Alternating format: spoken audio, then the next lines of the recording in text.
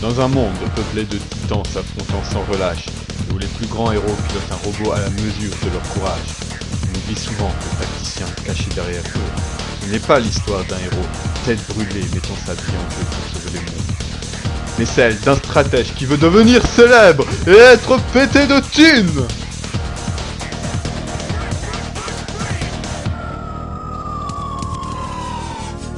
Bon, être stratège, c'est comme pour tous les boulots. Tu dois aller à l'école.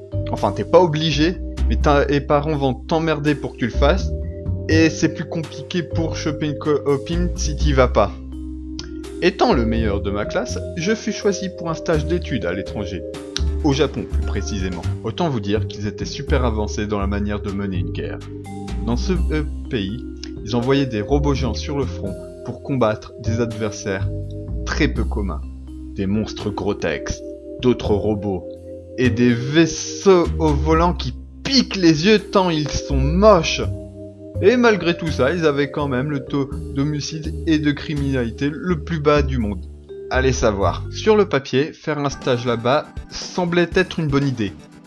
Sauf que je ne parlais et ne comprenais pas un traître mot de la langue. Tout ce que j'entendais c'était ma. Et pour lire alors là, Et pourtant, j'avais de meilleures notes que ce type. Je crois que son nom c'est Alcor.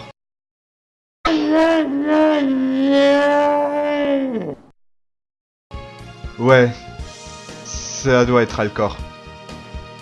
Et aussi ce gars-là, je l'avais engagé pour réparer mes chaussures, et puis lui et sa copine me lâchaient plus.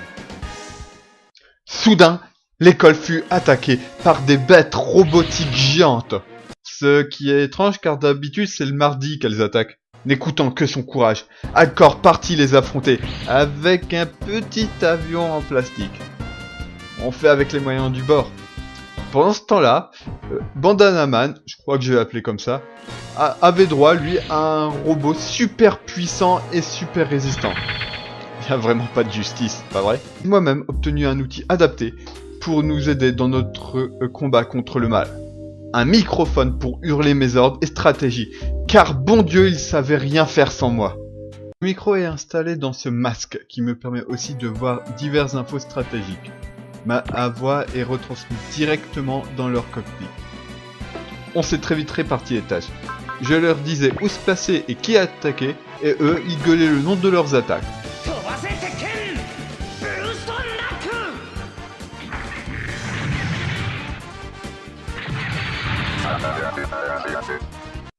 Dont certaines sont bizarrement choisies. Boost Knuckle. Knuckle veut dire point, hein, espèce d'inculte. Pourquoi tu gardes ta main ouverte? Étrangement, quand un ennemi est détruit, il explose en une pluie de pièces d'or. Étant pas mécanicien, il est possible que je me trompe, mais je suis quasi certain que bourrer un robot de pièces d'or n'augmente pas les performances de ce dernier. Ou alors l'ennemi nous attaque avec leur tirelire. C'est une drôle de technique.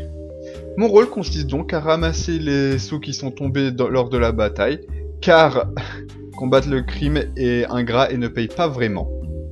Enfin, grâce à mon génie, nous sommes parvenus à repousser les assauts des bêtes mécaniques, dirigées par une personne que je ne peux pas insulter au risque d'avoir au moins 5 associations défendant les droits de personnes diverses sur le dos. D'ailleurs, j'espère que l'explosé ne compte pas comme insulte. Malheureusement, la copine de Bandana Man a disparu et est probablement morte. Mais s'il reste ne serait-ce qu'un infime espoir qu'elle soit en vie, je jure solennellement de faire tout ce qui est en mon pouvoir pour que ces héros puissent se battre au maximum de leur capacité et réaliser leur plein potentiel pour la retrouver et la sauver. Ou dans le pire des cas de figure, l'avant. Je suis aussi chargé de la gestion du budget? Bois, vos machines n'ont pas besoin d'amélioration, pas vrai? Un Alcor affolé, que tout le monde appelle Kojib, aisément, nous emmena près d'un laboratoire qui était apparemment attaqué par des bêtes machines, les mêmes bêtes machines qui ont attaqué l'école, et défendu par 2 robots bizarrement designés. Ce qui est génial quand on est tacticien, c'est qu'on n'a pas à se rapprocher de l'action quand on a un moyen de communication à distance. Ça, et tes alliés font absolument tout ce que tu leur dis de faire.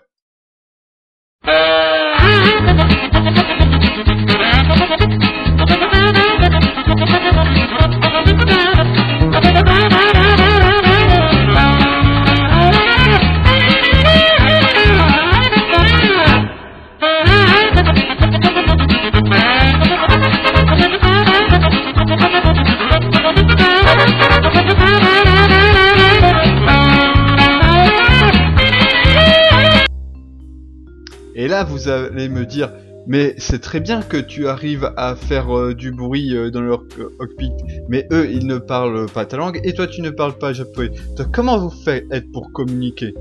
Eh bien, la réponse est très simple. Le bruit ne sert qu'à attirer leur attention, et je communique uniquement par le langage des signes.